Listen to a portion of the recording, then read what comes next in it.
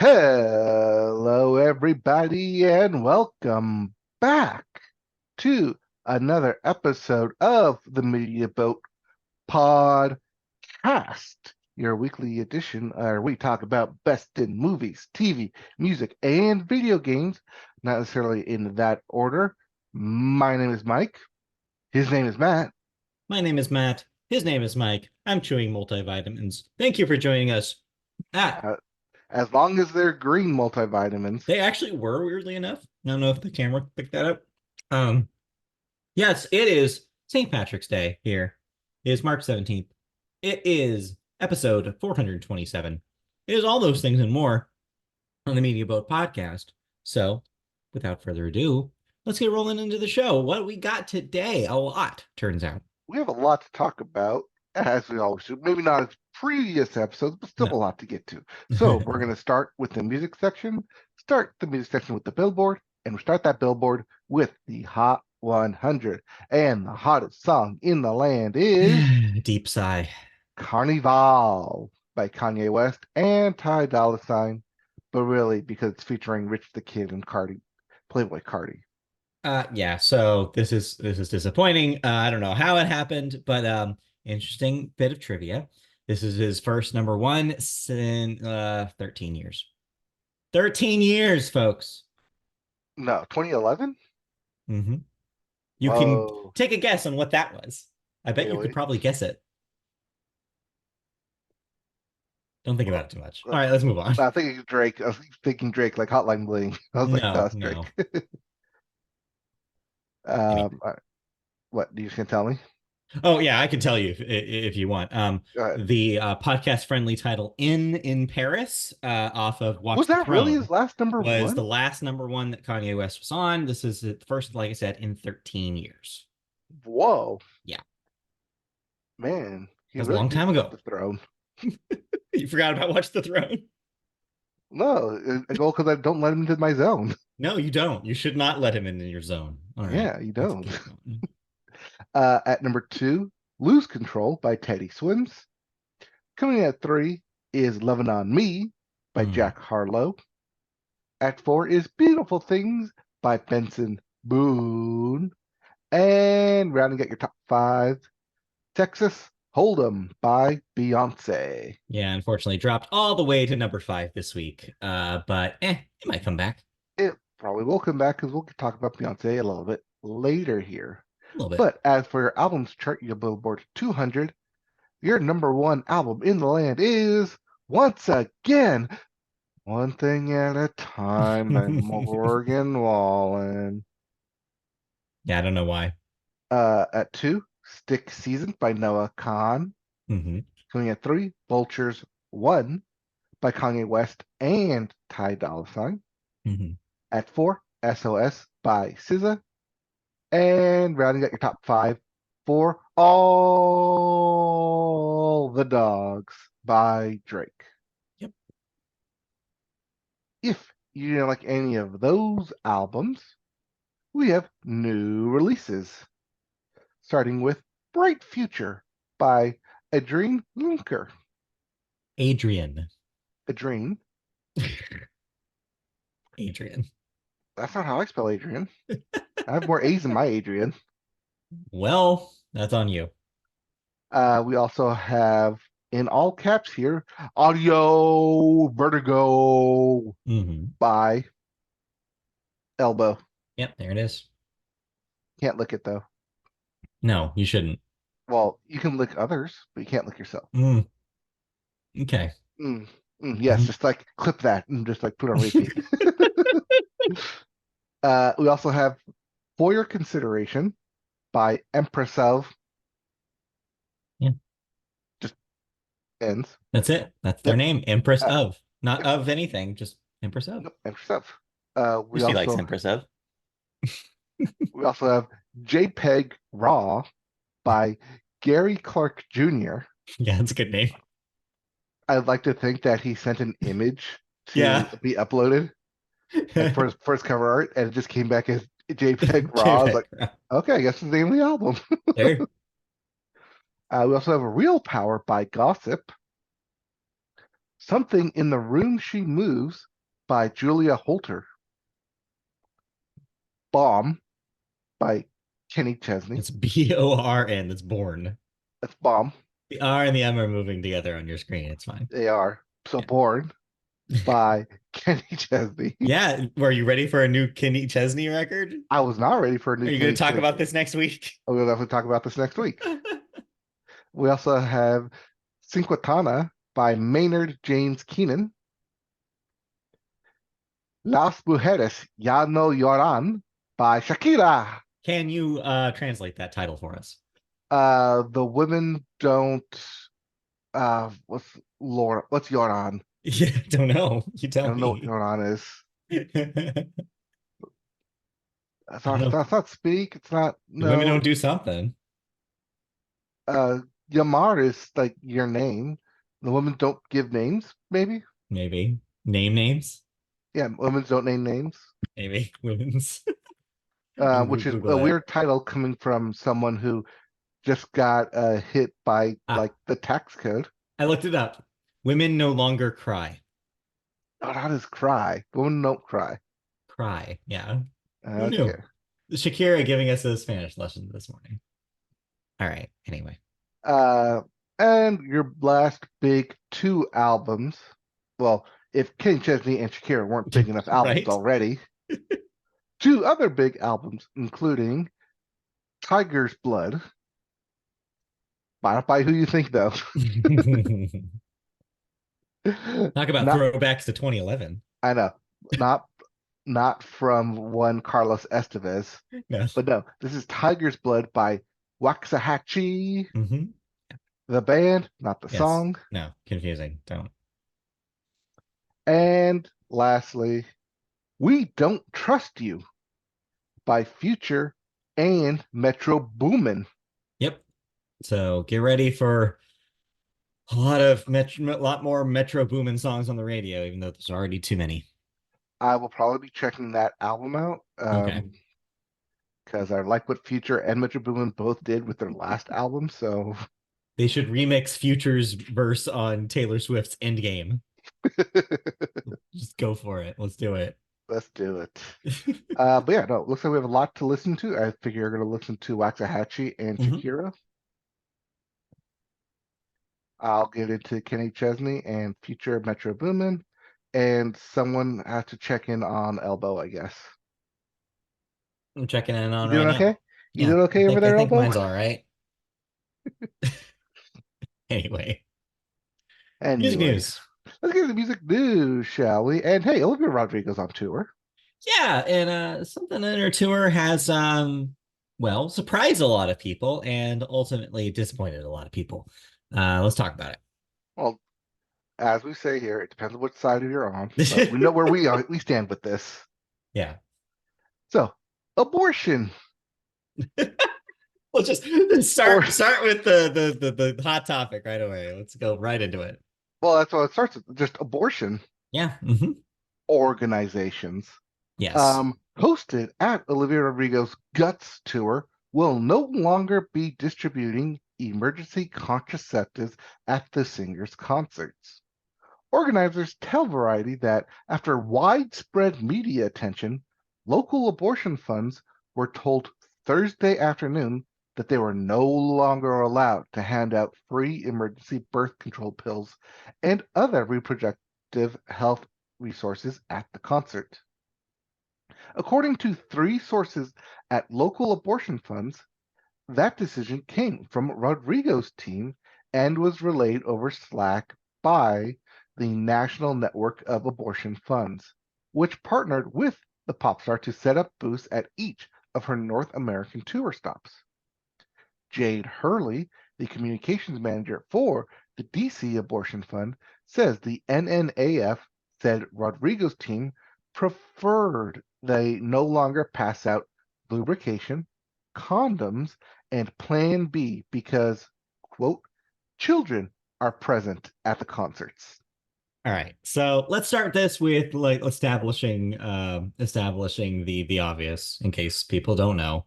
People get super horny at Olivia Rodrigo's concerts and just want to go at it. No, that's Oh, not what okay. it is. So that's not why they're No, handing out abortion. let's talk real briefly about Plan B. Yes. It's healthcare. Let's be real. It Like is. stuff happens you don't anticipate, and this is a way to make the choice that you need to make for your own body and your own life. And I think it's really cool that these funds were like, reached out to Olivia. Seems like maybe her team wasn't necessarily involved, but maybe reach out to Olivia directly and we're like, yeah, we would love to do this at your shows. Let's set up booths and hand stuff out. And she was like, cool, go for it. And it was really cool to see media cover this. I saw a lot of reaction to people being like, man, even like, really progressive punk bands aren't doing this at their concerts. Like, this is something that is so cool and so progressive and so like important for the audience that is going to an Olivia Rodrigo concert, that this was happening and getting that attention. But of course, attention is a double-edged sword. And I think it was because of that widespread attention that her team, I would imagine her legal team, saw some possible issues with doing this on such a grand scale and ultimately decided to cut it off. It's unfortunate. I do wish that, she was able to do things because it's very much in her character. Olivia is not a Taylor Swift. She is not somebody who is a little cagey about how she stands on these things. She's been very vocal about her stance on abortion and funding abortion access.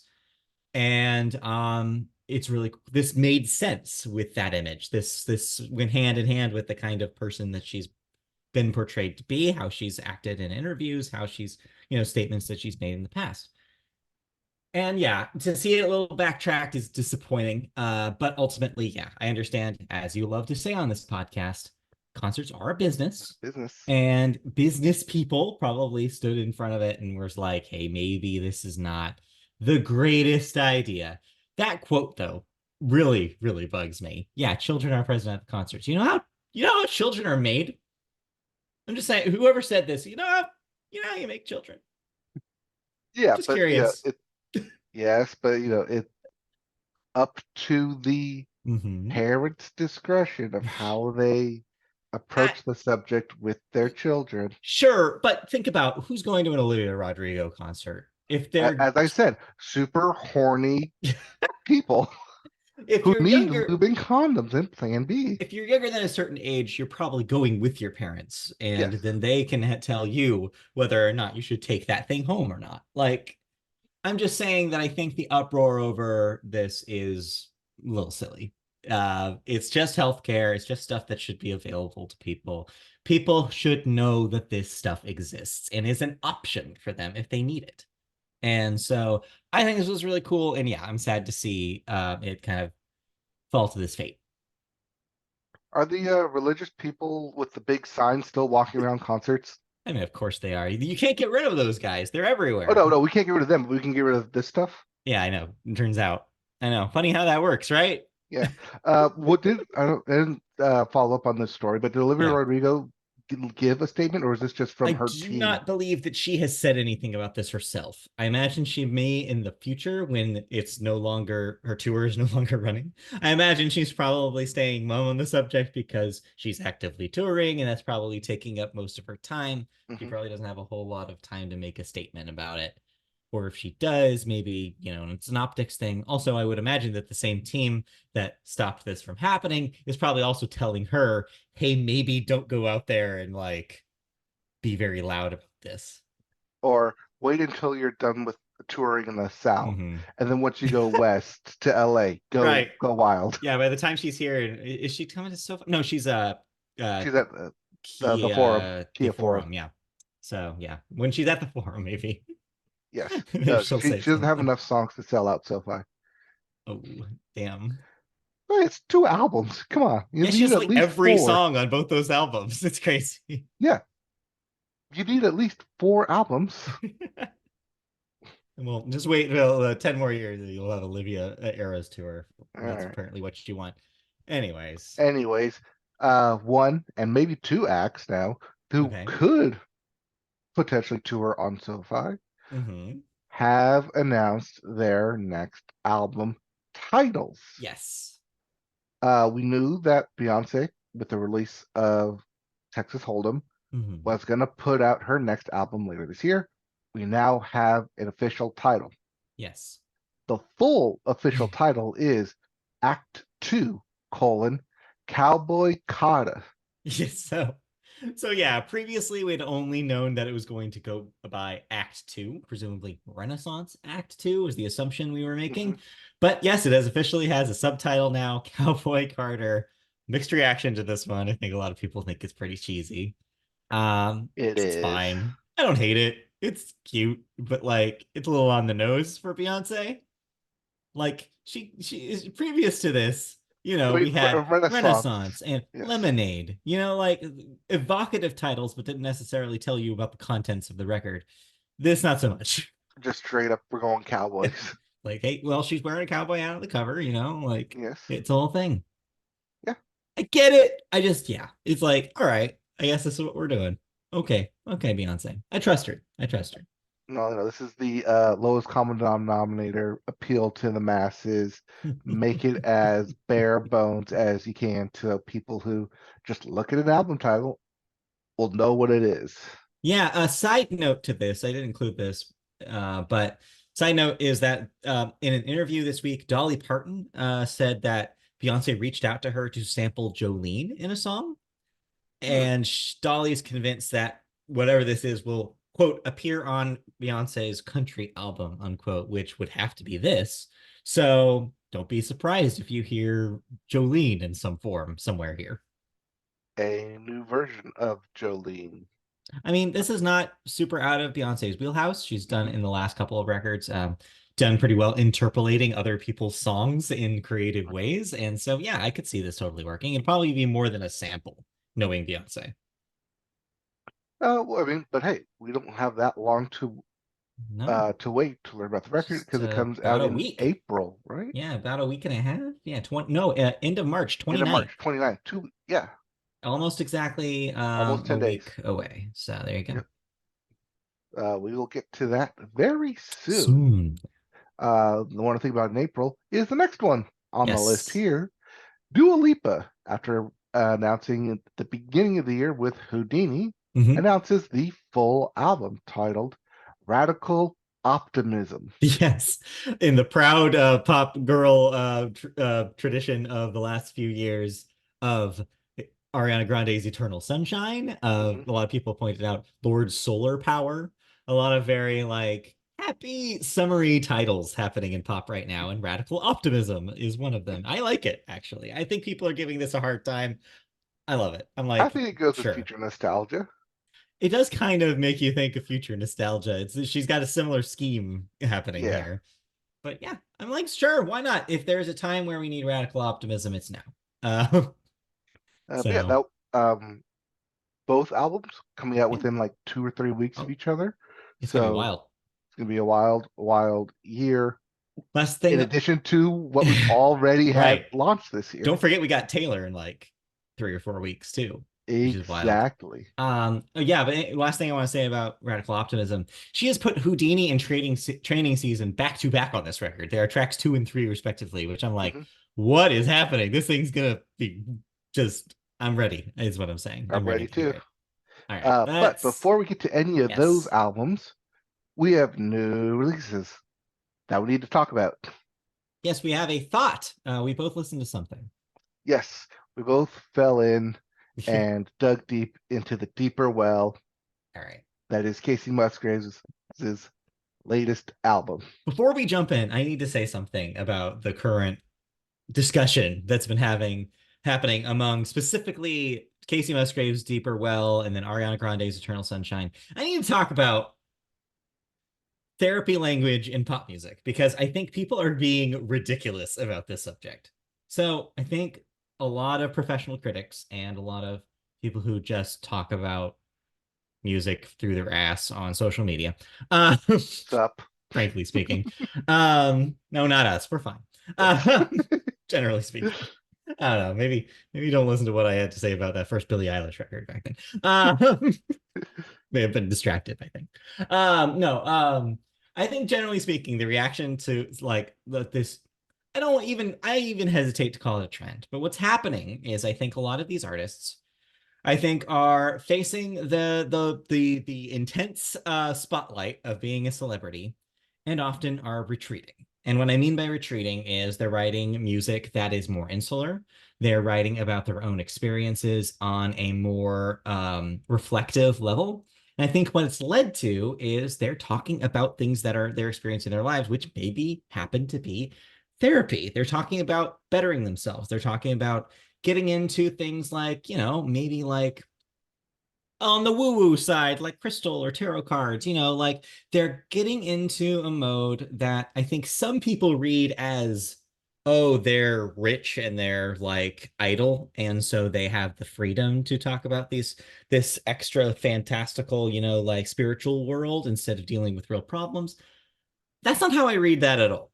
I just see it as these are tools for self-expansion, for self-reflection, for like learning about yourself that are available to anyone. You don't have to be the idle rich to be interested in the spiritual.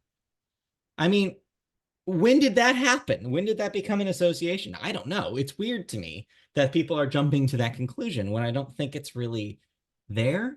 I think you can be interested in stuff like astrology and a tarot card and like without necessarily having with also like being a real person with a real job who has to like deal with real things. I think it is something that actually helps you and assists you in understanding the world. How is it any different than religion, right? It's like something that we use as a guidepost.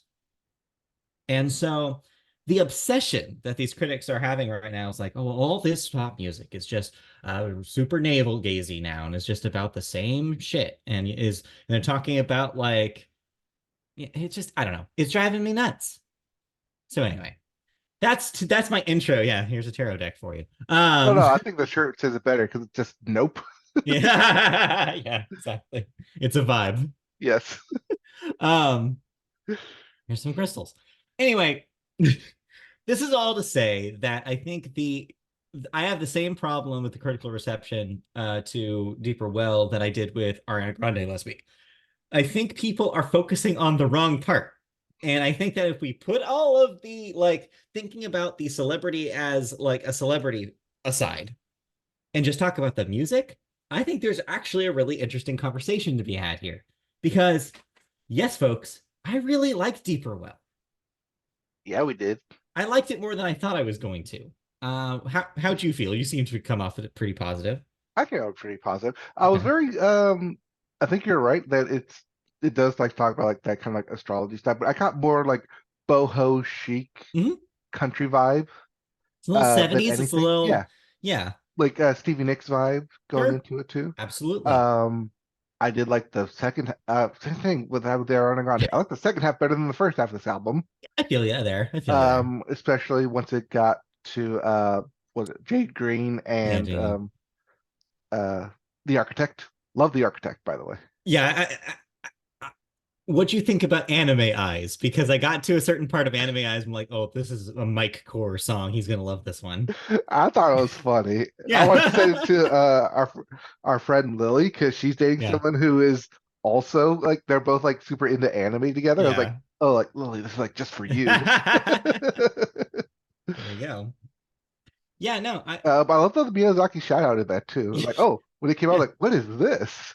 I think that is probably my favorite track on the record. And here's why. There's a part in the like there's a bridge towards the end of the song where she just starts doing like stream of consciousness, like kind of talk singing thing. It sounds like she's Mhm. actually having fun, which is, I feel like, something you haven't really gotten from Kasey in a couple of album cycles now.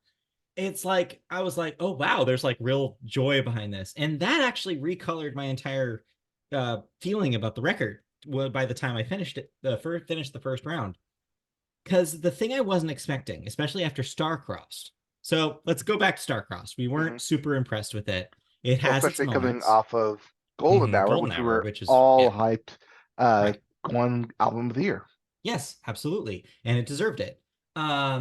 But the thing about Starcrossed is I think it was really telling of where she was in her life. She had just had a major breakup and you could tell. And so the I, music I felt, think calling a divorce a yeah, major divorce breakup is kind of is the word. underselling it, but You yes. know what I mean. But yeah, you could tell from the music there was a lot of conflicting feelings. There were equal part songs about, love ballads and also like not quite revenge in the Taylor Swift mode, but like kind of like just bitter. It was bitter feeling. And I think that Mhm. that led to it being kind of a conflicted sounding record with a lot of conflicting sounds like on it. And it just didn't mesh in the way that we were hoping it would. It was like pleasantly produced, but it was missing a lot of that joy and wonder that I think made Golden Hour the thing that it was and made it this like lightning in a bottle moment.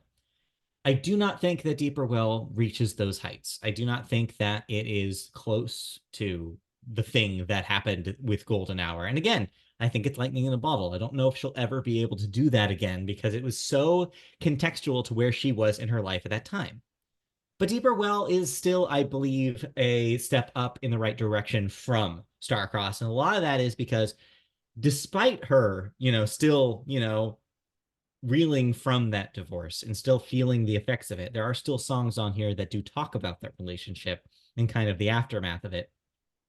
But there are equal parts her, again, doing more self-reflection, self-discovery, and there is some moments of joy here. There are moments of love here. You could tell there is sunlight seeping through those clouds that kind of went over her life in Starcrossed. And those are the best parts of this album. I like that she's able to experience that feeling again. And you can tell from the songwriting, you can tell there's a return to form. I just wish that the singles had been better. I didn't really love them as much as I love a lot of the album tracks here. And I think it's because of that. I think that what she kind of put in the forefront with the title track, Deeper Well, is this feeling of like rebuilding. And I think a lot of the rest of the record is saying, like, well, no, I figured some stuff out and I'm going to tell you about it. And I like that angle better for Kasey.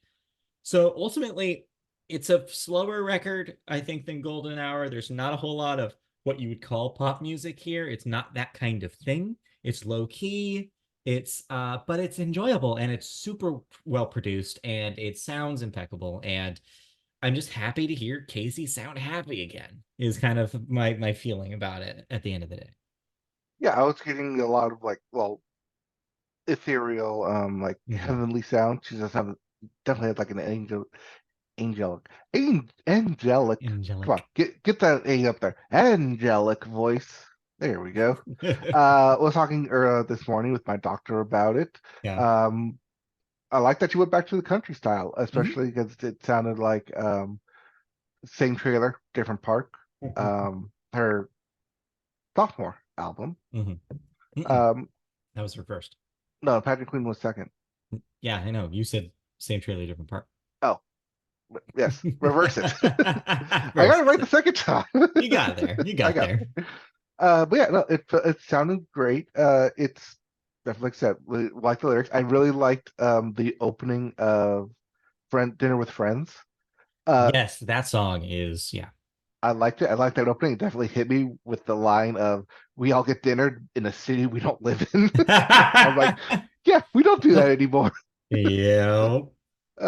So it definitely felt like an album that speaks to me, speaks to my kind of like experience and kind of life.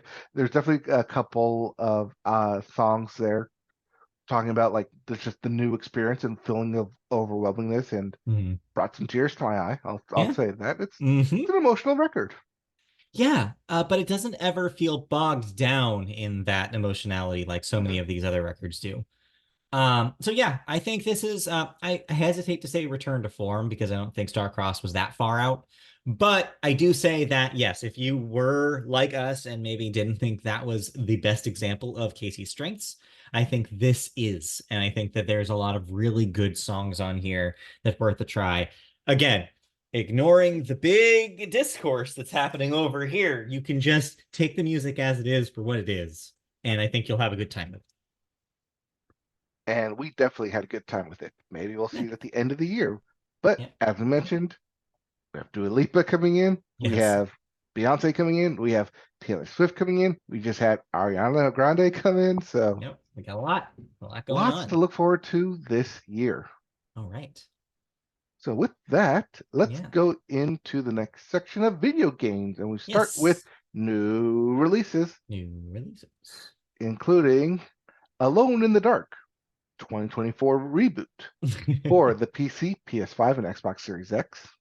I have heard nothing about this game, and it's especially weird releasing just a year after everybody's favorite survival horror game, Alan Wake 2. So Mhm. can a game that is doing the thing that inspired Alan Wake still be relevant in 2024? Let's find out. We also have Final Fantasy 14 Online for the Xbox Series X. Yes, this is something they teased a couple of years back that they were going to do an Xbox version of the MMO. Here Yep. it is. I mean, I guess it's good that you're getting it now because a lot of the storyline has been Yeah, streamlined, and you don't right. have to wait for additional content to come. We also have a Midnight Ghost Hunt for the PC, Dragon's Dogma 2 for the PC, PS5, and Xbox Series X, Mhm. The Legend of Legacy HD Remastered.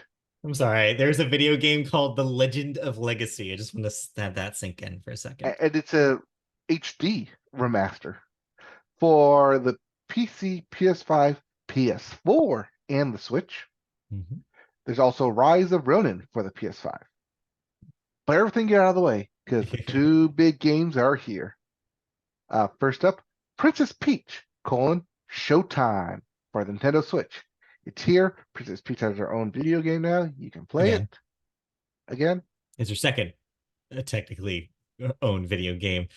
No one remembers the Princess Peach game that came out on the DS. Look it up. It's fascinating. And your 2024/2023 Game of the Year, Hi-Fi Rush for PS5. Are you excited to play this finally? I would be if Final Fantasy wasn't taking up all my time. Well, put it on the list. You'll get to it, I'm sure. I'll get to it. I know I will. So let's get into some video game news. Yes, so this is technically a story that's been rumbling for the last couple of weeks, but we haven't reported on this show because I don't want to surprise you too much. But our usual news source did not actually do a story about this. However, I think it's going to be dominating a lot of the narrative about video games this year, unfortunately. So let's get into it. Oh, because we're dealing with Valve. Well, they're part of it, but They're not part of really it. the focus. All right. So, um, we're getting to yet another 10-year anniversary reboot, except this time it isn't a video game, but Gamergate. So what some are calling Gamergate 2, quote unquote, gamers are flooding comment sections on Steam to complain about how some games are having woke content forced into their development by consultant firms like Baby Sweet Inc. Sweet Baby Inc. Baby Sweets, No, Sweet Babies, thank you. Sweet Baby Inc. Yeah. A team of only 16 people who consult on all kinds of elements of game stories, including diversity. Mhm. Valve has chosen to largely ignore the flood of bigots, and the caustic messages have spread to social media as well, where idiots have started a campaign of harassment against, well, you guessed it, what else? Women and people of color who Mhm. dare to defend the firm and its many equivalents. Okay, so a lot to I unpack feel here. like we got through this already, didn't we? Yes, we did do this already. So here's the recap in case people have not been paying attention. Around 10 years ago, between 2013 and 2014, there was something that was colloquially called Gamergate. And basically what that was, and it's the shortest version possible because we cannot get into it in its entirety, or else we dedicate the entire show to it. Is It was a harassment campaign performed against specifically women and, again, people of color, basically minorities in the video game industry, specifically journalists, a lot of the time journalists. It was in response to this idea that journalists were engaging in non-ethical practices when covering video games. And this was a wide slew of things that they would blame this on. This was developers potentially paying or publishers paying reviewers to review a game a certain way.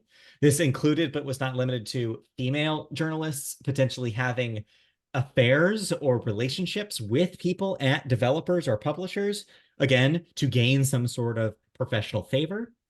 None of this was happening, mind you. It was just that they were convinced, this like army of dummies was convinced that this was happening and it was, quote, tearing down video games and like making video games look worse in response because of whatever imaginary world they envisioned where this was happening.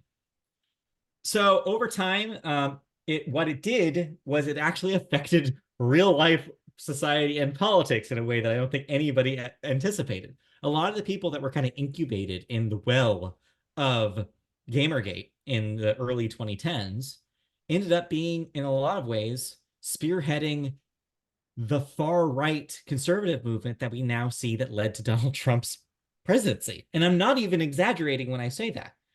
Let me say some names you might recognize. Steve Bannon. A lot of these people were part of that movement, and it translated to stuff that affects the world on a global scale. Like, that was how wild this was.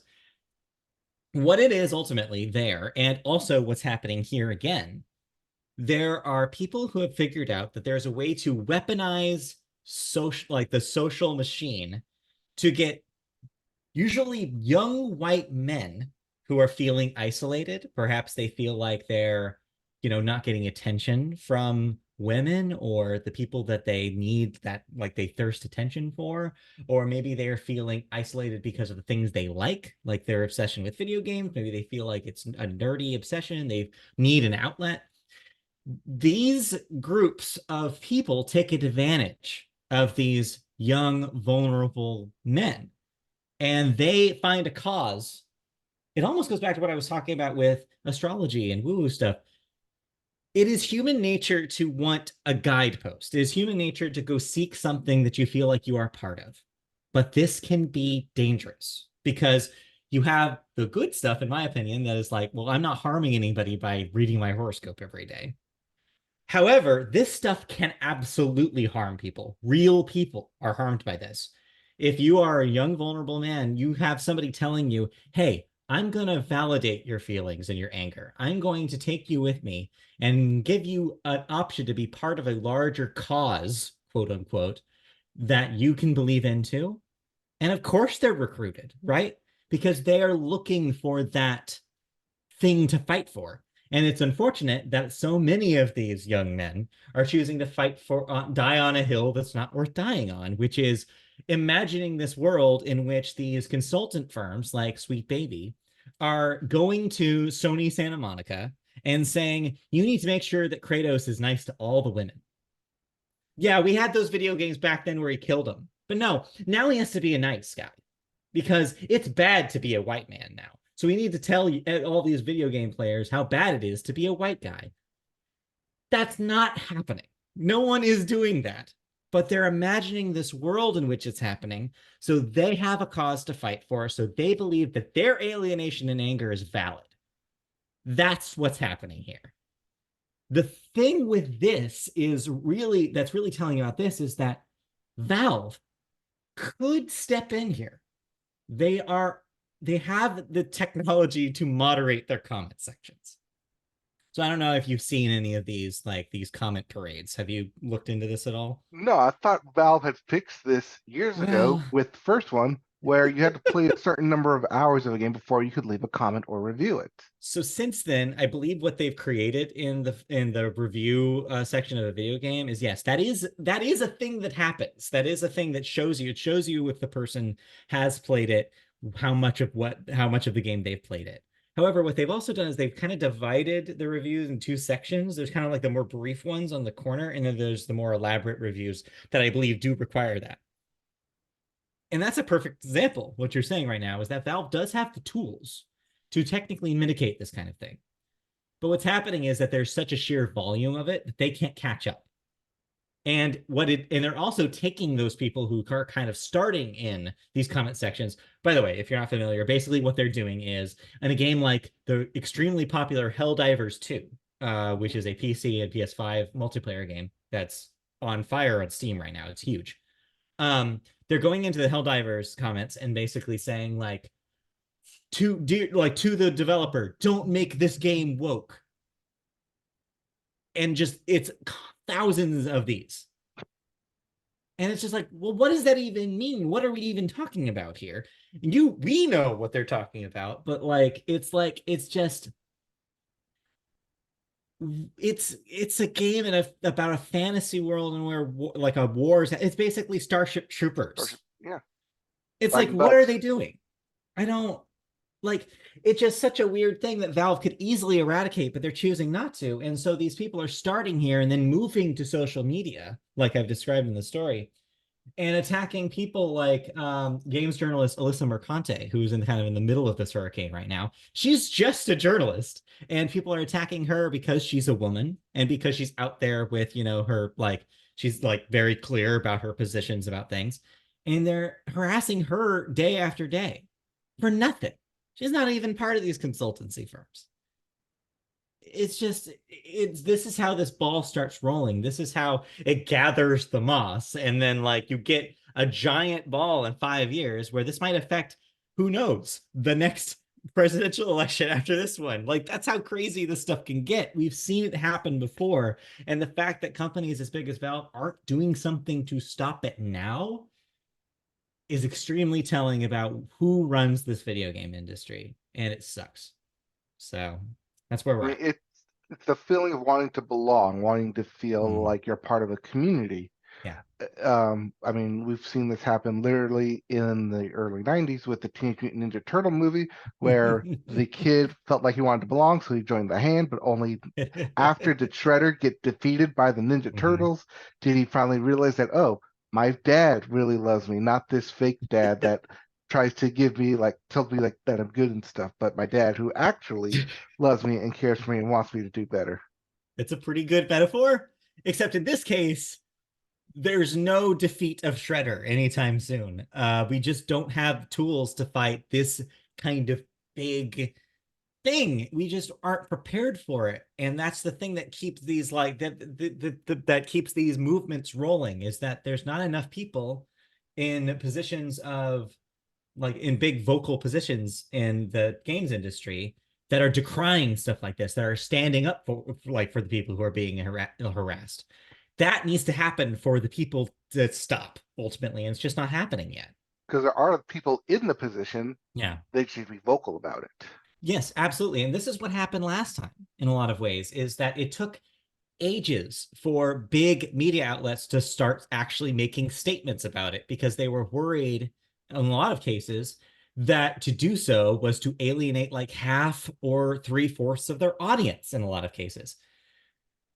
Every industry has, people who are up to no good and people who actually genuinely are there for the things. I think the video games, there are a lot of people who just genuinely like video games and want them to be diverse and want them to tell stories that resonate with all people. They want games to be inclusive. Publishers also want games to be inclusive, because you know what happens when games are inclusive and more people can play them? They sell more. If you open up the doors to games that let everybody enjoy them, that means everybody buys your game. It's not rocket science. It is shocking to learn that everybody can have money to put towards your game. Turns out, yes. And to not do that is to shut your door to potential audiences. So why would publishers listen to these people anyways? It doesn't make any sense. Their argument does not make sense. It's such a weird thing. And it's frustrating that we're doing this again after we had figured that this was done. But that's the thing, it's never done. Just look at politics in the US right now. It's the point of view of a certain population is just, if the thing is not for me, it shouldn't exist. And we see this in book banning. We see this on so many different stages. People get so in their head in the echo chamber that they're like, well, if I don't think that a gay person should exist, I don't want them in my video game, I don't want them in my book, I don't want them anywhere near me that I can acknowledge their existence. And I definitely don't want my kid to see that, because then they'll know that that exists. I don't want my kid to know that exists, so no kids get to know that exists. It's even tied to our Olivia Rodrigo story, right? Is people out there being like, well, I don't want my kids to be thinking that sex exists before I tell them that it does, or maybe never tell them that it does. It's like, no, that's not how the world works. People are going to learn about things. People need to experience things. People need to have context for things like sex, for things like the like queer identity. Because without that, they're going to go and run into a brick wall someday, and when they're faced with this and not know how to react and not how to treat these people. It's just such a weird bent way to view the world. And yeah, I have to stop talking because we're taking up the entire podcast talking about this. My apologize. What do you mean we? I know it's me. Sorry. So I was trying to do Anyway. some little side research. Like last time this came up, like, well, what was like the big video game like 10 years ago? Right. It was The Last of Us. Yes. The Last of Us was a catalyst for a lot of this, which is weird to think about because when you come to The Last of Us Part 2, who is defending that game? The same people who are angry about the first one. Yep. Who the hell knows? It's all a wash. Video games were a mistake.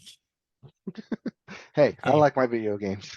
I know you can just like video games and be a normal person. I hate to break it to a lot of people, but you can. You're capable of it. That person does exist. You can be normal about things you like. Please be normal about things you like, for the love of God. Anyway, You can like your things, and you know let other people yes, like their things too. please do. Please do. Anyway, let's move on. All right. You have a game here. Yeah, I'll be really brief about it because this is not a 2024 release. But I finally caught up with a lot of people's game of the year from last year. I bought a copy of Baldur's Gate 3. Wait, you bought a copy? I purchased Baldur's Gate because I knew this was going to be a game that I could spend a lot of time in, that I could really dig into, and would show off my computer. So it does all that and more. Let me tell you, this is the best looking video game I've ever seen. I connected it to my TV yesterday and ran it in 4K. The 4K? 4K 60 on this baby. It looked Yeah. amazing. A little screen Mm. tearing, which is weird because I had like triple buffering set up on the VSync setting. That should mitigate that, but I was still getting screen tearing, which is a little frustrating. But besides that, perfect experience. I was like, I can't believe how good this video game looks. Anyway, So is it as big as true as everyone says it is? I barely scratched the surface. I'm like a couple of hours in. I've created a character. I'm in the world. I'm starting to talk to people. I already did a counter wrong that I now regret doing it incorrectly. Where I had the idea, like they gave me some options to like try to persuade these two people or like do or distract them or something. I instead chose the item option, which was like, I'm just passing through. I don't mean any harm to you. And they immediately were like, no, kill her, and they tried to kill us. So I had to kill them. So yeah, it's like the thing is that I underestimated about Baldur's Gate is just how much it is just D&D. Hmm. Like I immediately, as soon as I started playing and going through the stuff with the inventory and the combat specifically, if you've ever played a tabletop RPG, you will know exactly what you have to do. Like our experience, for example, of playing a tabletop game together that one time we Holla! did. Yep. um, Holla at your girl. literally, if I hadn't done that, I wouldn't know what to do. But because I had done that, I knew immediately how combat works. I can move, I have a main action, and I have a bonus action. And then my turn is over. Hmm. And immediately all of that came flooding back. I was like, oh, that's what this is, which is dumb because, of course, that's what this is. I knew that's what this was. But for some reason, I hadn't connected the dots because I chose on purpose not to look at any gameplay of this until I played it. So I hadn't Hmm. seen anybody play this game. And so I went into it fresh, and I'm glad I did because I was like, oh, yeah, that's right. This is what this game is. This is just a video game interpretation of a tabletop RPG. And that's what it is. Down to the fact that there are stuff in the world that if you're looking for it, it can affect combat. After a combat scenario, I noticed, oh, there's this crane that's holding this like sandbag in midair. In combat, if I had chosen, I could have gone up there, shot an arrow at it, and made that thing fall, presumably on an enemy if they were standing there, or it created a big hole in the ground. So if somebody was standing on like the cracked thing, they probably would have fell to their death. There's even stuff like there's a shove bonus action in this game where you can, if you are right next to somebody and they're on an edge of a cliff, you can shove them off and they'll take fall damage when they fall. There's a lot of creativity, a lot of options for thinking out of the box, which is really really cool. So it creates kind of this game that's like, oh, I feel like there's a lot of different ways that all of this can go. And this the amount, and this is again, if you paid attention to any people talking about it last year, they've said all of this. So I'm kind of just reiterating from my own experience. But that's the cool part about this game is it does feel like they've created a scenario for every single option you could potentially make. And that's dialogue or combat. That's how big this is. So yeah, I'm only a few hours in, but excited to see what else this thing has and like what else is going on. Now, I know in other games when you've given that kind of when you specifically you have been given that kind of freedom, it's been overwhelming and you like shut off to it. So the thing is why this feels different is because it feels like a tabletop RPG where you have kind of an idea of what the quest is, but Mhm. ultimately you're just kind of feeling it out. It doesn't feel like a Ubisoft or like a Horizon style checklist of things that you have to do. Instead, it feels more organic. And I think that's why the pressure feels like it's off. The game isn't necessarily yelling at you constantly, but like, hey, there's a thing nearby, you should check it out. Instead, the world design itself says, hey, look at this over here. You might want to check that out. The game is not making it a mechanic, it's making it feel like a world. And that I feel it doesn't pressure me to make sure I do everything because that's not the kind of game it is. And I also know from what I've heard about this game is that it's designed in a way that if you feel like even if you're doing something that you might think is the wrong choice, quote unquote, it will still nudge you towards something interesting. Like it's the kind of thing where it's like, oh, if you fail something, it's not the end of the world. Something else will be an opportunity for you. So that's going to be my approach to this game. I'm not going to approach it like a series of checklists. Pardon. I think I'm going to just approach it like, well, whatever happens, happens, and I'm along for the ride. And if I'm curious about what we should be doing, I'm gonna talk to my party members and see what they say. Like, I'm just gonna treat it like it's an actual game, and like there's a like a tabletop game, and like I'm just gonna kind of go with it and make decisions based on what I think the characters want and what my character wants. And like, I'm not gonna think about it too hard because I think that's like what you're describing makes it feel more of like a chore than it needs to. I'm just gonna let the game take me by my hand and like let me explore and see what happens. And I think I'll probably have a good time with it. Okay. Yeah, I'm one surprised that you bought this game. Well, I've been wanting to play it for a while, like and just happened to have chanced upon a $100 gift card, and Yeah, so I just put all that money in Steam. I was just like, all right, put it on Steam. So I bought this, and I have $40 left over for whatever is next. So I'm excited. sounds like a good investment if you're going to be playing a lot of this. Yeah. I mean, I get what you're feeling though, because like when I was playing and streaming Final Fantasy VII Rebirth Mhm. last night, I was like, okay, I know the next big mission Mhm. here. I can go and get add Tifa or Yuffie, sorry, Mhm. Yuffie to my party, but I want to do this one like little side mission first. Mhm. It's just a simple you know follow mission. Okay. So I was like, it's an escort mission. I was like, escorting the dog to the other side of the town. I didn't realize how far I had to go for it. By the time I got there, I was like, oh, I should explore the whole map unwillingly. Like, why did this happen? I just wanted to do one little thing, and all of a sudden I'm like playing Queen's Blood with three other players on the other side and getting all into this. So it was like, oh, well, there goes my night. There it goes. Speaking of Final Fantasy, I want to ask you a quick Yes. question before we move on to the second half of the show here. Um, I have actually no idea where you land on the Tifa Aerith spectrum. What team are you on? Oh, which team am I on? Yeah. Probably Tifa Yeah. Okay. there. I'm gonna think about Then it. there's Aerith. Yeah.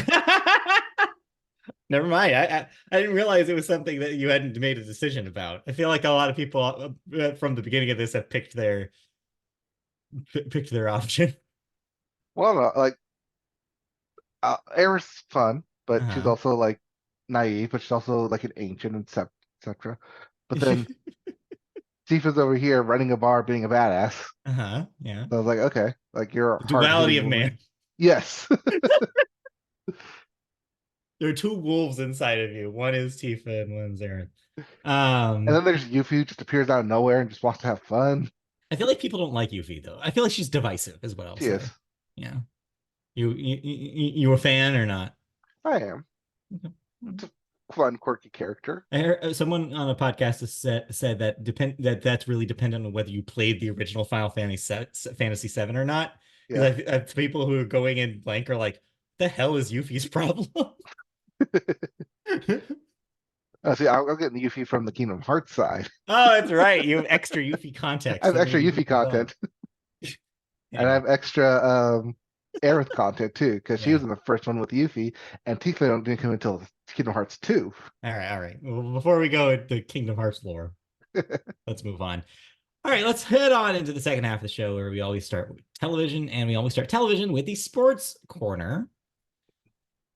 The players. Golf. They're going to play. The They Players currently play. Championship is going to happen at TPC Sawgrass. Like you said, this is golf.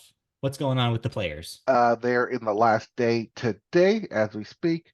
Xander Schauffele edges out Wyndham Clark by a stroke at the 18th hole Ooh, last night, down to the which was wire. fun to watch.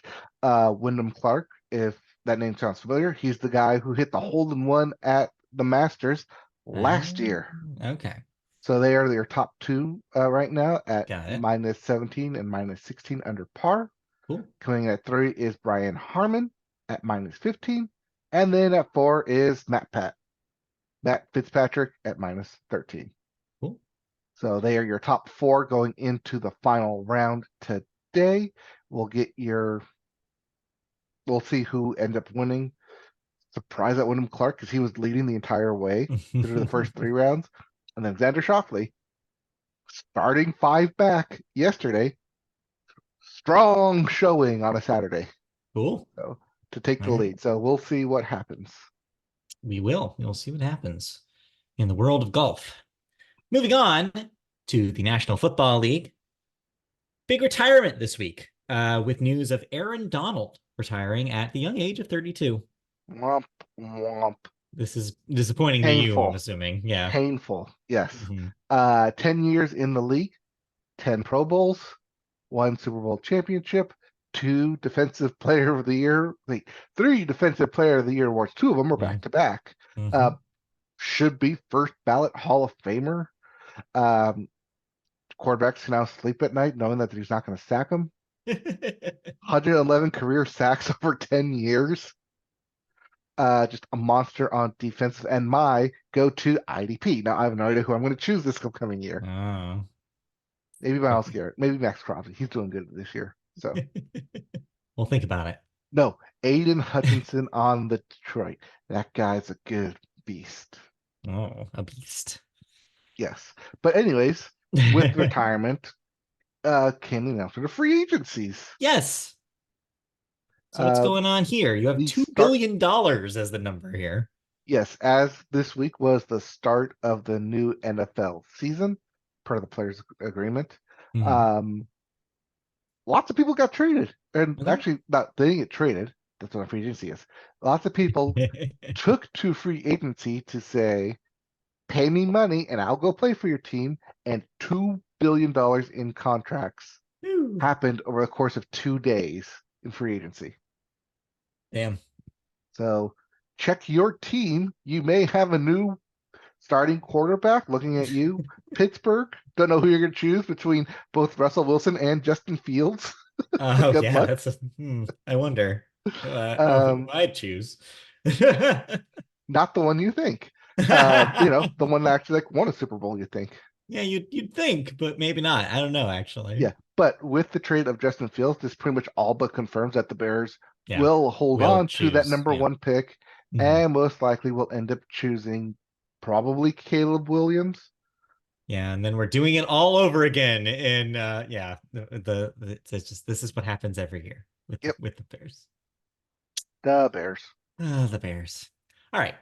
But that's mostly it for the NFL. We move Yep. then into the new hotness, which of course is baseball season. Hey guys, we're days away from the beginning, but we're not starting it here in the States. No, we are starting the games this year in Seoul, South Korea, as between March 20th and 20 and the 21st, we will have the Dodgers and the Padres playing over in Seoul. So, yes, this Yes. international showcase will be the beginning of the season proper. Showcase because show Showcase, Hay exactly.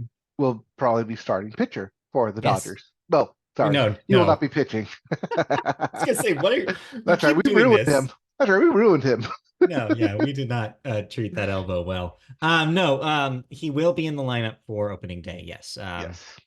In that designated hitter spot for the Dodgers. Yeah, so this will be the official kickoff, and then the rest of the season will start by the end of the month. So yeah, baseball. We're close. We're so close. Oh, also speaking of a baseball starting, I missed it in the new releases because of how they do the early access stuff. Hmm. But MLB The Show 24 is out this week for wide release on Tuesday. Game Pass subscribers will get it for console Game Pass. So check that out. So yeah, I'll probably be playing this and I'll talk about it next week. Will you be Because streaming it? you know what? I don't know. It depends. If I do, maybe I'll stream. There's apparently new stuff for Road to the Show this year that I'm really excited for. Yeah, there's Beyond the the women that are woman that we new, talked about last week. but also there is like training stuff. Like there's like a combine situation Hmm. thing. You know, like there's like actual stuff before drafting that happens for the first time, which I'm very excited about. I'm like, oh, they've added some content finally to Road to the Show after a few years of stagnation in that mode. More than just your tutorial fielding and batting. More than that. So yeah, I'm like, all right, cool. So maybe if there's enough to dig into there. There's also they also confirmed that there's a special Derek Jeter like highlight mode where it's like you're playing a lot of experiences with Derek Jeter. And then there's also season 2 of the Negro Leagues game content that they introduced last year in 23. So yeah, if you like that stuff, there's even more to dig into this year. Nice. A lot of history to learn about. Sounds like a big baseball game. Yeah, so I'll check that out before next week. Let's move on from baseball into basketball. The Washington Wizards and the San Antonio Spurs have both been officially eliminated from playoff contention. So we have our first teams that will not make it to the playoffs. Otherwise, if you're not one of those teams, you still have a chance, maybe asterisk. Technically, Um, yes. Oh, and as of last night, the Boston Celtics become the first team to clinch a playoff berth. all right, so the Celtics are in for sure. But beyond that, keep an eye on your team of choice. In the meantime, the regular season will end on April the 14th. So check that out. Let's move on to hockey because once there is basketball, there is also hockey. The Chicago Blackhawks and the San Jose Sharks are their two teams that have been officially eliminated from playoff contention. So too bad. I'm sure everybody is so excited that the Sharks aren't there. And then And the season ends. Their season ends on the 18th of April. and just like the Celtics, the Mhm. Boston Bruins are Hey, they haven't clinched it yet, but they're at the top of the division and they're like what 2 games I think away from clinching. so it's gonna happen. They're gonna happen. They have 95 points. They're the most in the league right now. So yeah, Boston, looking in your way for your teams, doing pretty well in these sports. So we'll have to see if that pays off.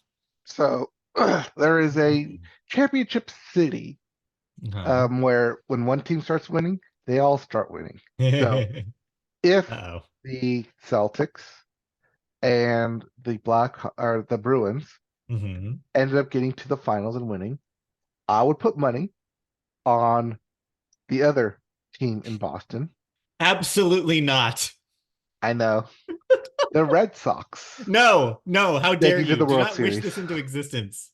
Why I would you don't do wish it. this? It just happens. Why would you do that? Why would you do that to me? We are an anti-Boston household. Anyway, sorry, Red Sox fans. I'm sure you're fine. Well, some of you. All right, let's move on. To the most exciting sports news if you are a college basketball fan, which of course was Selection Sunday. The automatic bids were Vermont, It NC is State. today. Yes, today. Stetson, Iowa State, Connecticut, Montana State, Longwood, Long Beach State, down the street. They're in, folks. Charleston, Western Kentucky, Oakland, St. Peter's, Akron, Howard, Drake, New Mexico, Wagner, Morehead State, Oregon, Colgate, Samford, McNeese State, Grambling State, San Diego State. Hey, they're a familiar name. No, James that's Madison. South Dakota State. Sorry. Well, you lied. South Dakota State, San Diego State, not here this year. James Madison, St. Mary's in California, and Grand Canyon University, GCU. GCU. So we have a home team in the running this year. Maybe. I don't know if you saw this because you probably don't pay attention to college basketball, I but do not know. Long Beach State on Monday fired their head coach. Okay. I believe fire. They told him that at the end of the season he's gone Oh. because they were on a 5-game losing streak, entering the MAC whatever the Big West tournament. Yeah. Then they ended up winning the Big West tournament, which gave them the automatic bid. Oh Lord. What timing? I know, right? So yes, they're still gonna be around. You just don't know how long they're gonna last. Oh they're going into the tournament. They'll Yeah. probably end up facing someone like Gonzaga. Get But immediately taken down. Well, you never know. You never know. Upset. That's what makes the tournament so special. Yeah, there are 5 spots left for automatic bids between Brown and Yale, Florida and Auburn, Wisconsin and Illinois, Temple and UAB, and then VCU and Dunks. All right. Well, look forward to seeing your brackets decimated, is what I will say. We will get the seedings for both the men's and women's tournament later today, which is why we're not reporting on it. But current AP poll puts Houston, University of Connecticut, Purdue, and North Carolina as your top 4 teams. Okay. So we'll see if that bears out by the end of today. Yep, and we'll see which brackets get busted next week. Get ready for busting. Busting makes me feel bad, good. I think, actually. Let's move on. We'll get to that later. Unfortunately. Yes. All right. Let's talk about some news in the world of television now that we're all done with sports. And let's talk about the FCC as they're cracking down on fees for television viewers. Well, not cracking down, but they want to be more transparent. Well, that's what I mean. They're cracking down on the companies, not on the viewers. I mean, they're still going to have fees, but at least you're going to know that they're coming at you. You're going to know that they're coming. The FCC passed new rules that will require cable and satellite providers to clearly disclose the all-in price of subscriptions and promotional materials. Quote, it shouldn't include a bunch of unexpected junk fees that are separate from the top-line price you were told when you signed up, end quote. That is FCC Chairwoman Jessica Rosenworcel, who also cited fees like broadcast subscription and regional sports assessments as examples of companies hiding true costs to consumers. The FCC chair has also proposed eliminating early termination fees charged by cable and satellite providers, as well as requirements to offer consumers prorated credits or rebates after the cancellation of service. This is all good news. This is the FCC doing what it's supposed to be doing, which is regulating the industry. And this is good. People should know what fees that they need to pay. They should have that broken down for them before they sign up, not after. I just recently got a out of nowhere $6 increase on my internet bill, and I was like, why? And I looked at the thing, it's like, oh, they're charging me for Wi-Fi now. And they weren't before. When did that happen? Who made that decision? Stuff like that should not be a surprise. And this is a good move towards breaking that stuff down for people who buy these services and want to know exactly how much they're going to pay. So yeah, this is just nothing but good news. Yeah, one of the reasons why we ditched cable is because they kept adding different fees for Yeah. everything. Not just like your sports fees that we normally see, but like the cable box fee. There was a was it after we talked about a while ago about the uh was it like the Spectrum being sued and like having Yeah. to pay out money Yeah. people? Well, when I looked at our bill like the following month, there was an additional $12 fee for cabling management. That's frustrating. It's like So that just shouldn't be on adding the all the consumer. random fees. Yeah. Yeah. I don't know. So hopefully this means more visibility. We can see the stuff happening. We can understand when it's like when fees go up, it'll be more obvious. And then they'll prohibit them potentially from doing fees that shouldn't exist, like these prorated stuff after cancellation. Like, what are we doing here? So this is just good news to have more transparency going forward. Yes, if you read, I read the article and it said like, "Oh, this is bad news," because the companies like see this as bad news, but I'm like, but this is all good for the consumer. Yeah, it I am a is. consumer here. I'm not a company. I'm You're not an not. internet. No. I'm not a cable or internet company. This is good for me, the consumer. Right. That they're So, going to give me one upfront price, much like what Spectrum yes. claims to be doing. Is here's Yes. your upfront price that you will pay Yes. Savor this. for 12 Yeah. months. I was gonna say, yeah, savor this while we have it, by the way, Yes. because it is very possible that depending how the election goes in November, that the FCC chairperson could be someone who's a lot more friendly to the businesses and less friendly to the users. So keep that in mind. Enjoy this while we have it. All Yeah, right. one of the quotes I read was that it's a that this is bad for business because it doesn't allow the current both cable and satellite companies to compete with streaming. But why do they need to? They're in cahoots with streaming companies. Well, to me, that's a good thing. You want competition. You want competition, You also. That want is true. competition. That's a good thing. Yeah. Anyway, let's move on. Anyways, So we'll move into cancellations and renewals next because it don't we don't believe we have any thoughts here. no, just watch the end of some stuff, but nothing new. Oh yeah, I haven't Um, mentioned it yet, but we are watching the Netflix dub Pokemon Horizons now that's available. We are getting yes. through that slowly but surely, but Okay, nothing you really to liking report there. the new voice acting so far?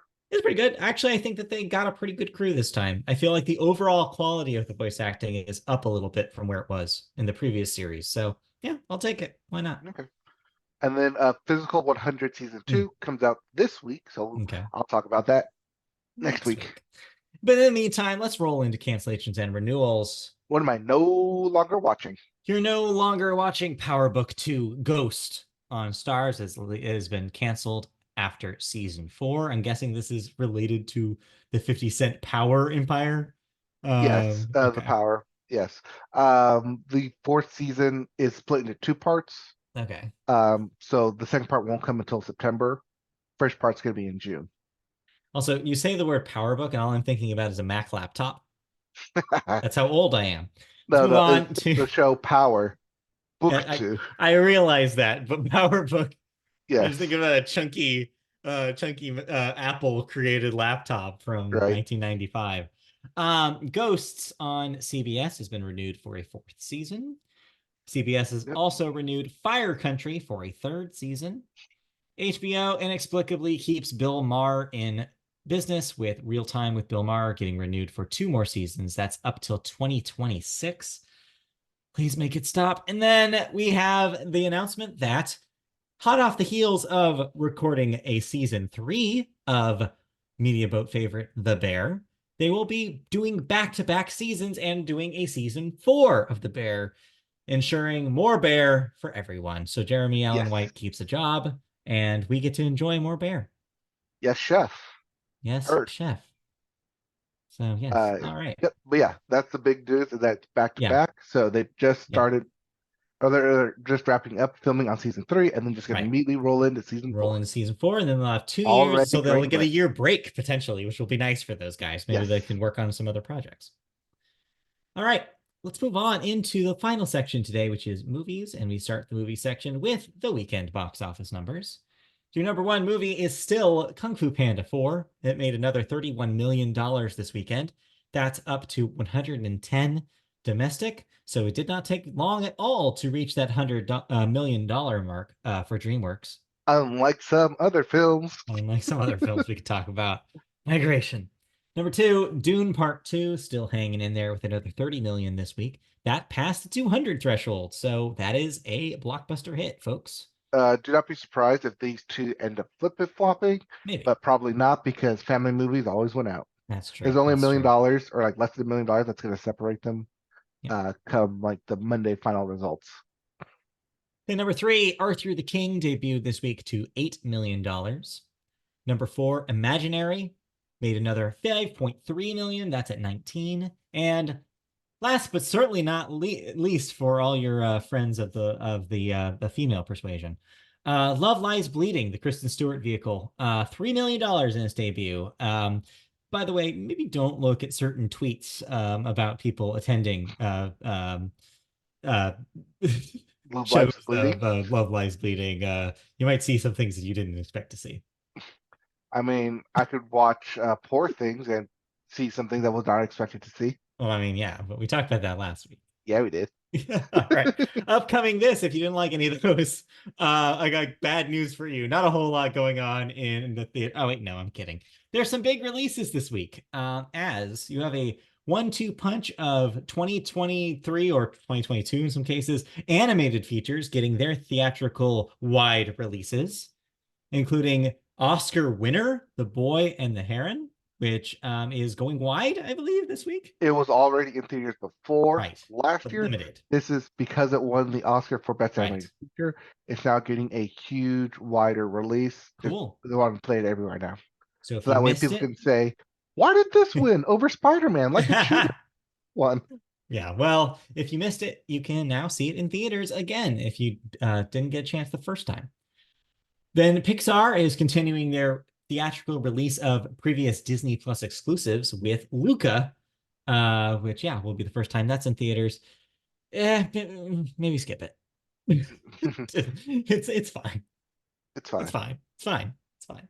But then our big new releases for the week: Ghostbusters Frozen Empire, the follow-up to Ghostbusters Afterlife. Busted makes me feel good. Does it? Does it though? Doesn't. And then also Immaculate. This is the Sydney Sweeney. Yes, I Am a Nun horror film. Yes, nun horror. One of several nun horror films that are happening soon. I don't know why it's such a theme right now, but yes, But this one is with Sydney Sweeney, though. This one has Sydney Sweeney in it. Madam Web fame. Yes, exactly. And also notable because Sydney Sweeney, I believe, helped fund this thing because it wasn't going to get made unless she stepped in and actually did something about it. So Sydney Sweeney made this happen. So go see it and support her, I guess. She needs to pay her bills, as she loves to say. So good for her.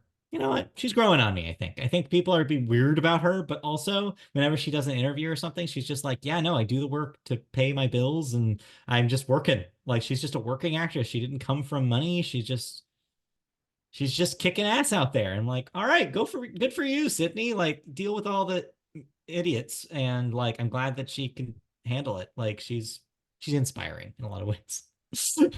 Don't let them get at you, Sydney. Twice. Huh? That's why I saw Madam Web twice. Yes, that's why. Yes, I wanted to support Sydney Sweeney, so I saw Madam Web twice, and not support her in the weird way that some guys are. Anyway, that's it for new releases this week. So let's roll into the last thing we'll do today. Well, maybe the second to last. Which is, hey, the Oscars happened. We can swap it. I can go real quick. Yeah, well, we won't spend too long. Yes, the Oscars happened the night after we recorded our last show. And boy, were we wrong. Well, not exactly. We did better. I looked it up. We did better than we did last year. Oh, that's good. We are improving.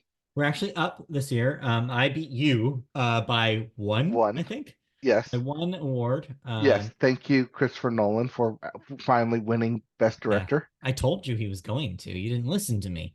I know.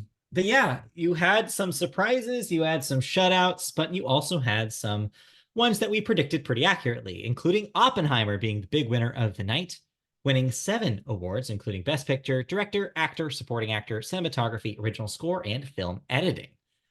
Poor Things was a surprise second finish, with 4 wins in Costume Design, Makeup and Hairstyling, Production Design, and Actress for Emma Stone, marking her second win in the category, and arguably the biggest upset of the night with Lily Gladstone's loss.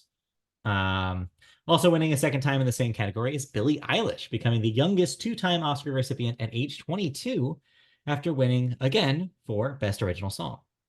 The Zone of Interest also had two big wins in Best International Feature and in Sound, which is something I was very happy to have predicted correctly. It And deserved both that that one. we called. Yes, we called that one for sure.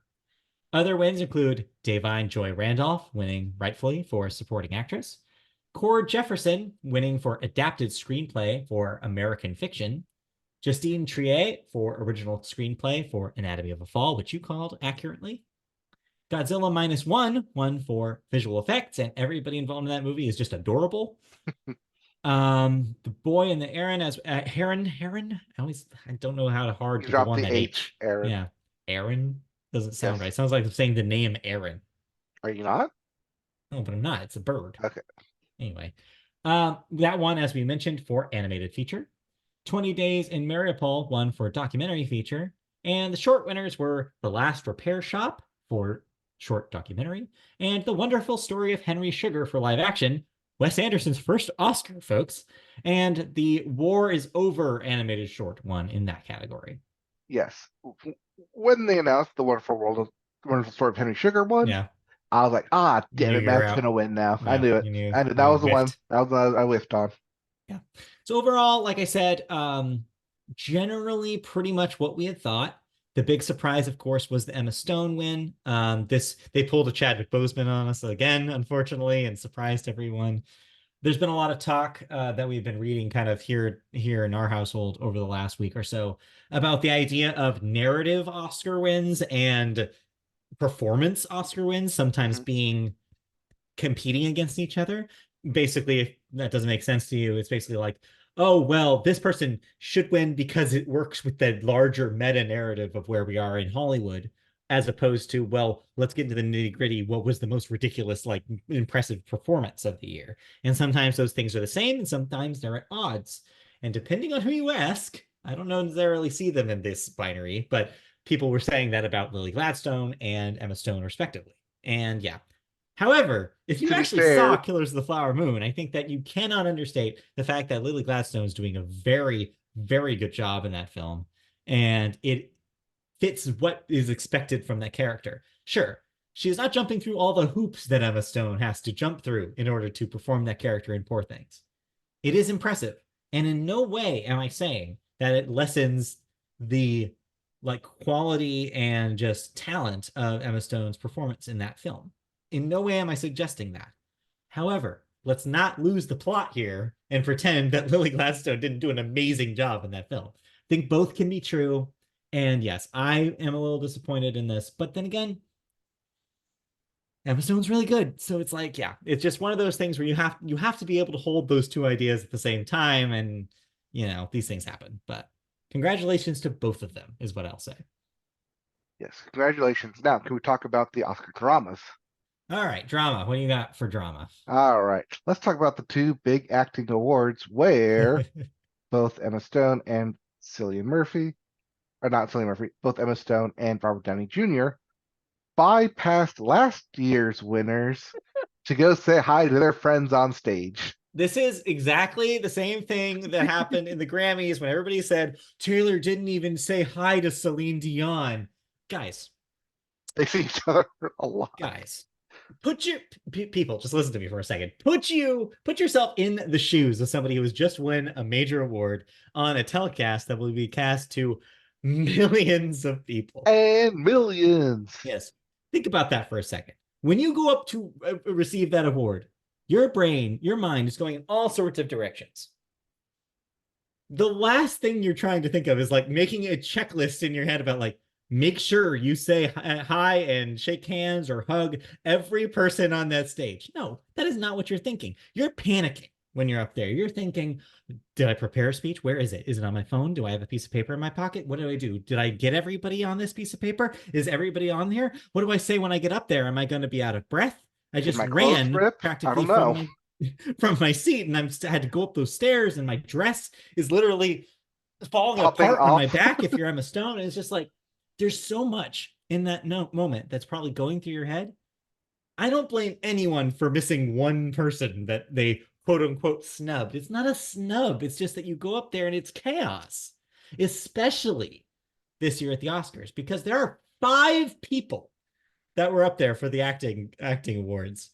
You can't go down the list and go like hug all 5 of those people. That is insane to expect that. Well, because that eats into your acceptance speech Right. time. Yes, this is all to say, yeah, that's an important thing to mention. That's all to say you have a time limit on those speeches. By the time you get up to that stage, you only have so much time to get what you need to get done. I think that everybody calling these snubs do not understand or just willfully ignoring the fact that it is hard to do that. It is such a wild moment and you don't know what's happening. And that's, I'm sure, what all of these people's responses were, which is like, well, I didn't know what was going on. Like it was like chaos up there. Well, they're also only looking at those short, like 2-3 minutes, Right. not like the behind the scenes when after the cameras go and they all Yes. take the selfies and the pictures and Yeah. the awards behind the scenes. They get that moment. They get that moment backstage. You're right. They get that time where they can be like, it's like, when Christopher Nolan accepted the award from Steven Spielberg for direction, you see them kind of coming back in the hall and they're chatting. They're chatting it up Mhm. because that's their time to do that. They're not going to have time to like, he's not going to go up there and before he goes to the podium, he's not going to like bow to Steven Spielberg and have that moment there. That's not what that moment's for. Let the people accept their award. It's not a snub if they don't hug the person who gave it to them. Please be serious, people. Like, think about these things. Anyways, I don't know. Anyways. It's just frustrating. All right. Can we then talk about how this somehow turned into the SAG Awards? Because you brought up that, yes, all five different actors from past winners walked out on stage and talked about each of the different actors Yeah, involved that were nominated. I love that. That Didn't was do it cool. for any of the other awards. Didn't No. even do it for the directors, one of the other big main awards. Well, what you saw is, I think that's part of a theme that we saw throughout the night, which is union solidarity. Mhm. One of the best parts of Jimmy Kimmel's Bit hosting night monologue. was when he brought up and mentioned the upcoming IATSE strike and Mhm. brought people behind the scenes crew people and had them on stage for a second and had them get a standing ovation. Like that was cool. And then throughout the night, you had a lot of talk about the strikes, the acting and the writer's strike. And so, yeah, to me, it makes sense to honor the actors in that way because of the year they just had. It was really, really cool to have that as a recurring theme throughout the night. And yeah, it really just goes to show you that if you have that solidarity, it matters. And those people are going to back you up. Yeah, but it did feel like it ran longer for the A actor little. segment because of that, though. Hey, but they started an hour early to cover that. So, Yeah, but see, because of daylight savings, we already lost the hour because we sprung ahead. well, semantics. Semantics. All right, Um, last two bits I want to talk about. yes. The first one being Al Pacino God.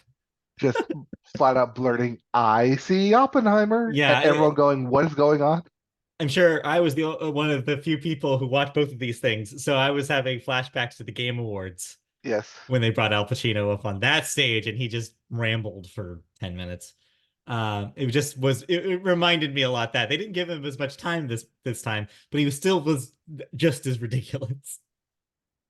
Yeah, apparently in the interviews afterwards, that's what he was just supposed to go on stage and just open the envelope and Right. read it.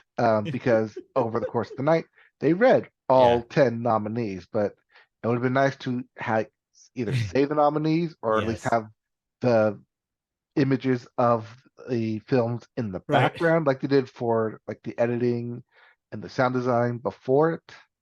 It's like there's a lot of stuff they could have done differently. And just Al Pacino comes out and opens the envelope Right. immediately. Hey, you went up when his eyes see things, he's gonna say what his eyes see. That's what he did. Yeah. Anyway. Anyways, and lastly, I don't know if it was just on our end because I know you had it too, but we need to talk about the damn sound. Yes. And no, not the sound award for No. Zone of Interest, The the mics. actual sound of the Academy Awards. All the mics all night were too hot. They were peaked. They were peaking all night. whenever somebody raised their voice, it was just terrifying. It was annoying. Yeah. They didn't. I thought they fixed it halfway through, but no, they did Yes. not. Yeah. There was also some weird choices with um, when the musical cues were for an original song were Mhm. performing. Um, I think there was some expectation that Barbie was supposed to win for adapted screenplay. Yeah. It didn't, Didn't. and they immediately cut into Billie Eilish, "What Was I Made For?" without Yeah. any type of introduction. Yeah. Just a lot of different weird Tonal directions shifts. in Yeah. this. Yeah. You had another tonal shift, and this is actually perfect that you brought this up because it's a segue to the last thing I want to talk about real briefly before we move on. You probably know what's coming.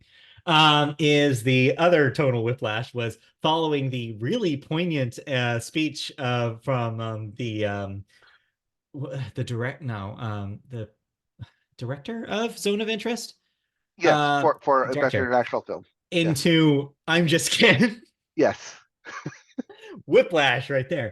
But yes, let's talk for I want to talk real briefly for a moment about the Zone of Interest speech because it did spark kind of a wildfire after the awards ended that I think still is being debated back and forth Hmm. for no reason. So obviously the Zone of Interest is a film about the Holocaust. I don't need to tell you that. If you are aware of it, you know that that's the subject matter of that film. And in his speech, the director made it a point to correlate the events of the Holocaust that are portrayed in his movie with the current events that are happening in Israel and specifically Gaza. And he said himself, like as someone who is Jewish, he pointed out the horrific genocide that's happening there, and in his own way, and very clearly, it is his intent to connect these two events together. Since that speech, it has been taken out of context in a lot of media coverage. A lot of people have kind of, including the producer of his own film, have Yes. gotten out there to say that they decry his speech and are trying to like twist it in ways that I don't think he intended. He did not say that he refutes his Jewishness. He said he refutes his Jewishness being used as a catalyst for terror, like as a catalyst for killing thousands of innocent civilians, including women and children. That's what he was saying.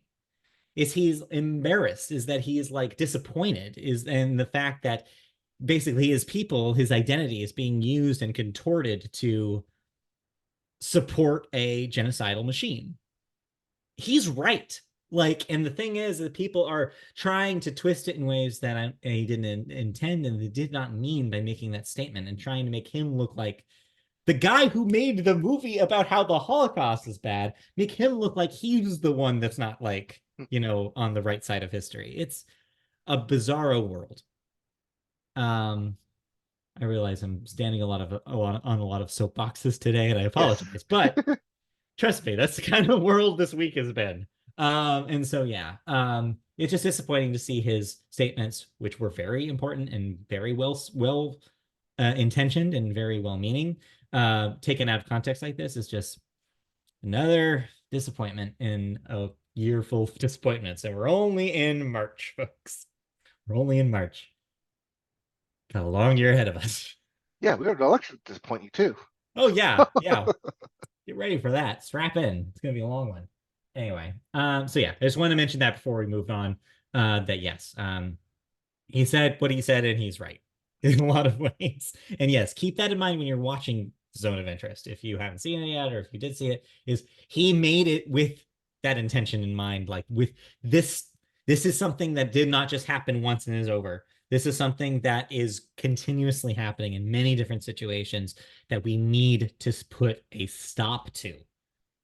And it'll keep happening as long as we let people with these awful agendas continue doing things like this, and somebody needs to intervene.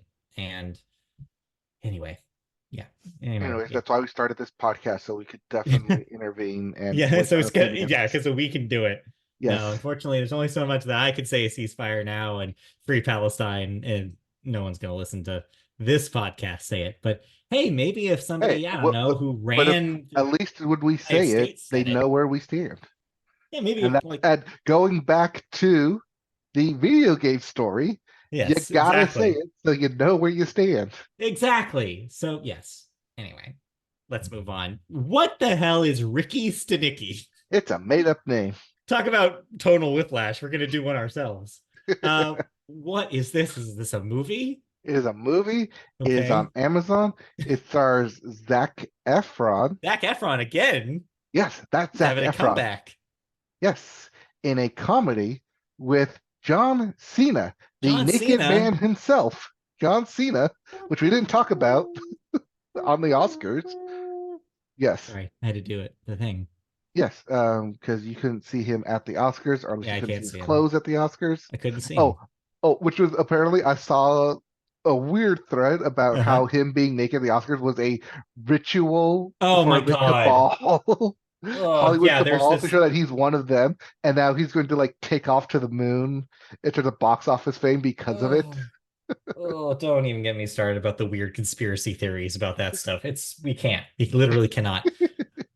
Okay, so John Cena, we've got Zac Efron. What is Ricky Stanicky? What's going on here? Ricky Stanicky is a made-up name. So three Yes, I got friends, that. when they're stupid, when they're young and stupid, Hmm. um, create a fake kid named Okay, Ricky Stanicky got to it. put all the blame of the stupid stuff that they get into to say, Uh-huh. "Oh, Ricky did it. That's Ricky Stanicky." Okay.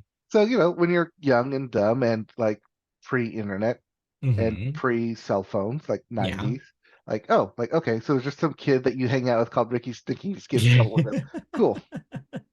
Does that still work 20 years later? No, I would bet it does not. Apparently it does, What? because they keep using this Ricky Stanicky character, completely made up, to ditch important events and go do fun stuff with their friends. These Sure, three why not? friends. They just made this guy up and this kid up, and it's like, oh, I don't want to take a test. Like, oh, like what? Oh, sorry, my friend Ricky is like in trouble. I need to go do this. Bye. In order to like get out of certain situations. Wow. So that's where the movie starts, Okay. where these friends use the Ricky Stanicky character to get out of going to a baby shower. Not just any baby shower, one of their baby showers. Okay. As someone who has recently had such Hmm. a feat happen, Yes. I would not want to No, not be a part of that. no, but So, but you these idiots, know. that's what they are. They're idiots. Continue this life from when they were kids Yeah. into adulthood. I'm getting, and correct me if I'm wrong here, if I misread the tone of this. I'm getting almost super bad vibes from this, but a super bad that flashes forward to the future. Yes, Okay. very much so. Got it. Because they still want to be kids. They don't. They're Right. still acting like kids, Mhm. doing dumb stuff, and then blaming it on this Imaginary person. imaginary Yes. person. Okay. Well, what happens when they're being forced to introduce themselves to this imaginary person? I don't know what. They got to hire John Cena, Sure. because that's what you do To be that person? to be Ricky Yeah. Stanicky. Yes. Okay. So this imaginary person that they've made all these excess lies about Right. has to Be a suddenly real guy. be a real person and exist. And then hijinks ensue. And hijinks ensues. All Yes. right. What is this on? Is this This streaming is or Amazon Amazon? Prime. Yeah. Okay. Was it a good time? Was it funny? I actually had a good time with it Okay. until the very end. It did not Uh-oh. stick the landing for me, because Okay. when you have all these lies, you expect some type of comeuppance, You do, generally speaking, generally speaking. unless it's Illumination's Sing. But Yes. yes. But same kind of thing happens here, where Uh-huh. all the truth comes out, everything gets spilled, but nobody loses their job, nobody Sure. loses their The relationship. stakes don't get like the stakes aren't high enough for the lowest point to truly be its lowest point. No, no, the stakes get super high enough to Uh-huh. where John Cena's performing a bris. Spoiler alert. It's in the trailers, Okay. but it gets so high up here. That's not even like the worst part that they do, though. Uh-huh. Um, I'm sure. Why would they say that? Yeah, they wouldn't show the worst part of the trailer. yeah, that's so like it gets so high up and like this line just keeps tumbling, tumbling, tumbling, Yeah. but no one ever pays any penance for all the lies that they've created Okay. over the years and years of Yeah. continuing this Sure. lie. But I love John Cena in this. He's super charming. He's super dedicated to the character. Sure. It's very in his wheelhouse to take a comedic role and just act it super serious, just be totally Yeah. in the zone for it. He's very good at that deadpan. Like I am I'm just John Cena, and I look at all the weird stuff that I'm doing. Yeah, Yeah. but like super committed to this role. Both Zac Efron. I feel like it's supposed to be a Zac Efron vehicle, but John Cena Sure. just comes in and just steals the Steals. show. Yeah.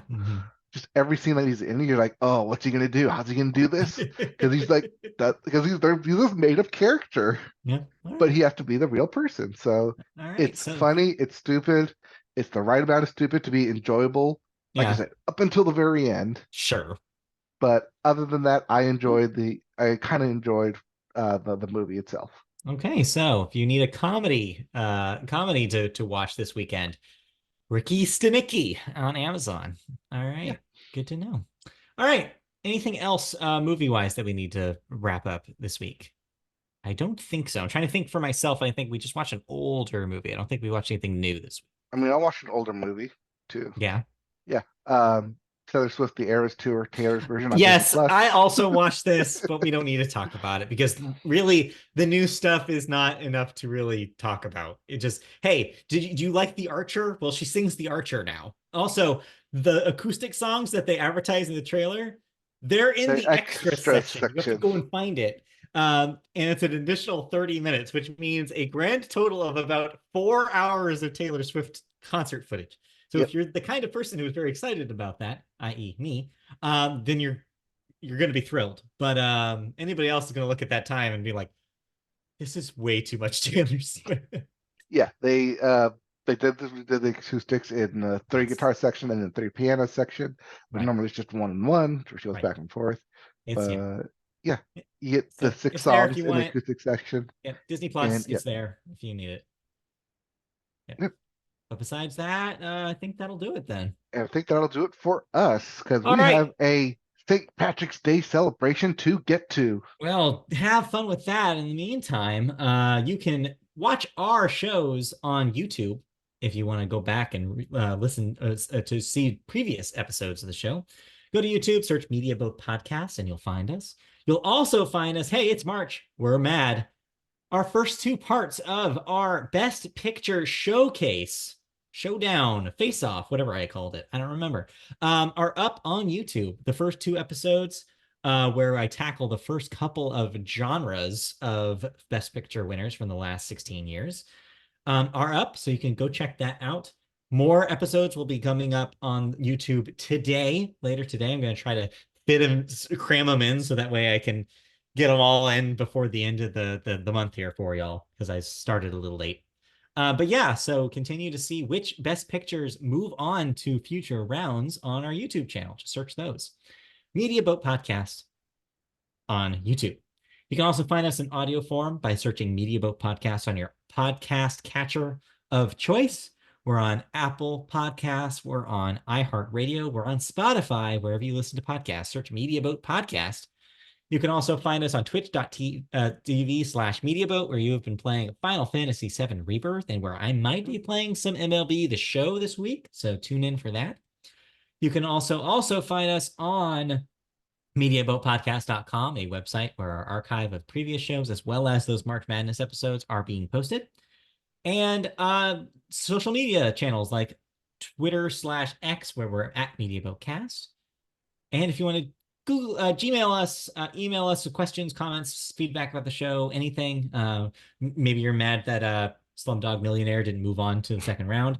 Whatever you want to complain about, or if you want to tell me to get off my high horse, which I'm sure a lot of people probably do, you can email us at mediaboatpodcast@gmail.com. All right, that'll do it for this St. Patty's Day. We'll be back next week for another episode, so look forward to that. We'll be back next week with more news, more thoughts, and more of us.